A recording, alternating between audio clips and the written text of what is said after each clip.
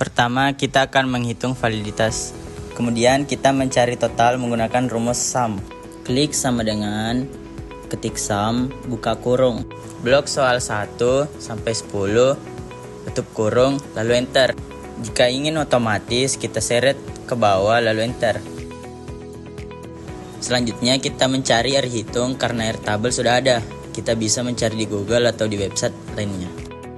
Nah, di sini untuk mencari R hitung kita bisa menggunakan rumus Corel.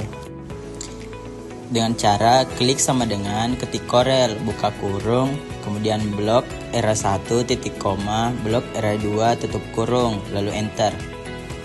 Kemudian lakukan seterusnya sampai soal ke-10. Dan bagaimana sih validitas itu? Jika R hitung lebih besar daripada R tabel, maka dikatakan valid. Tapi jika R hitung lebih kecil daripada R tabel, maka dikatakan tidak valid. Kemudian kita menggunakan rumus if, buka kurung, jika R hitung lebih besar daripada R tabel titik koma, maka valid. Atau tidak valid, kemudian tutup kurung lalu enter. Oke, dan ternyata soal yang pertama itu tidak valid. Nah, langsung saja kita seret lagi. Ternyata dari 10 soal tidak ada yang valid. Nah, selanjutnya reliabilitas. Untuk mendapatkan jumlah, klik sama dengan ketik sum, buka kurung. Blok soal 1, tutup kurung, lalu enter. Nah, sekarang kita seret lagi nantinya. Akan otomatis. Nah, selanjutnya kita mencari N. N adalah jumlah butir soalnya. Nah, di sini ada 10 soal. Jadi langsung saja kita ketik 10. Selanjutnya N-1. Berarti nilai N dikurangi 1. Jadi 10 dikurang 1 sama dengan 9. Selanjutnya P. P adalah peluang untuk menjawab jumlah benar. Rumusnya jumlah dibagi jumlah responden sama dengan 10 dibagi 15. Karena jumlah responden ada 15 orang, lalu enter. Nah, sekarang kita tinggal seret lagi. Selanjutnya key. Key adalah untuk menjawab salah. Rumusnya sama dengan 1 dikurangi P, kemudian enter. Nah, ini adalah nilai key-nya. Sekarang kita seret lagi. Selanjutnya kita mencari PQ. PQ berarti P dikali Q, enter, kemudian kita seret, kemudian jumlah sigma PQ. Jadi kita menggunakan rumus sum lagi, sama dengan sum buka kurung, kita blok PQ. Kemudian tutup kurung lalu enter. Selanjutnya varian skor. Varian skor ini kita menggunakan fungsi var. Sama dengan ketik var buka kurung, blok total lalu tutup kurung. Kemudian KR20 sama dengan N dikurang N min 1 tutup kurung dikali varian skor dikurang sigma PQ lalu dibagi dengan varian skor lagi. Kemudian enter. Selanjutnya status reliabilitas. Di sini dijelaskan bahwa KR20-nya lebih besar sama dengan 0,70. Maka dikatakan reliable, begitupun sebaliknya. Kita menggunakan rumus if. KR20-nya itu lebih besar sama dengan 0,70. Maka dia dikatakan reliable. Dan jika tidak dikatakan, maka dia tidak reliable. Dan ternyata hasilnya reliable.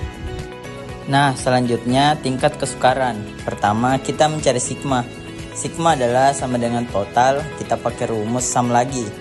Sama dengan ketik sum buka kurung, blok soal 1 lalu tutup kurung. Enter, kita seret lagi. Selanjutnya, tingkat kesukaran sama dengan sigma dibagi dengan jumlah siswa, kemudian enter. Selanjutnya seret lagi. Untuk status kesukarannya yaitu jika 0,03 lebih kecil sama dengan 0,7. Berarti tingkat kesukaran sedang, begitupun sebaliknya. Oke, selanjutnya kita lihat sama dengan if tingkat kesukaran itu lebih besar sama dengan 0,03 maka baik atau buruk, dan enter. Ternyata baik. Selanjutnya kita seret lagi.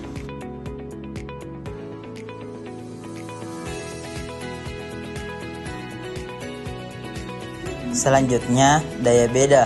Kita menghitung daya beda. Pertama, kita mencari kelompok atas. Sama dengan ketik sum block soal 1 dibagi jumlah responden. Kita ketik 8 karena jumlah responden ada 8. Selanjutnya tutup kurung lalu enter, kemudian seret. Selanjutnya kita mencari kelompok bawah, sama dengan ketik sum lalu blok soal 1 dibagi jumlah responden. Di sini kita klik 7 karena jumlah 7 orang. Tutup kurung lalu enter, kemudian kita seret lagi.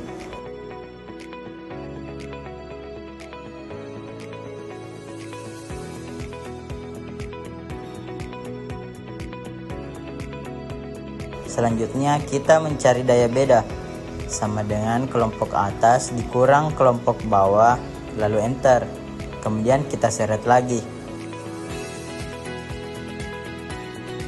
Nah, untuk statusnya kita menggunakan rumus if, buka kurung daya beda lebih besar sama dengan 0,03 titik koma baik atau tidak baik.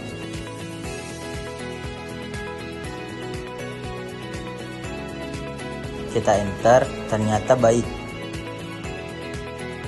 Selanjutnya kita seret lagi.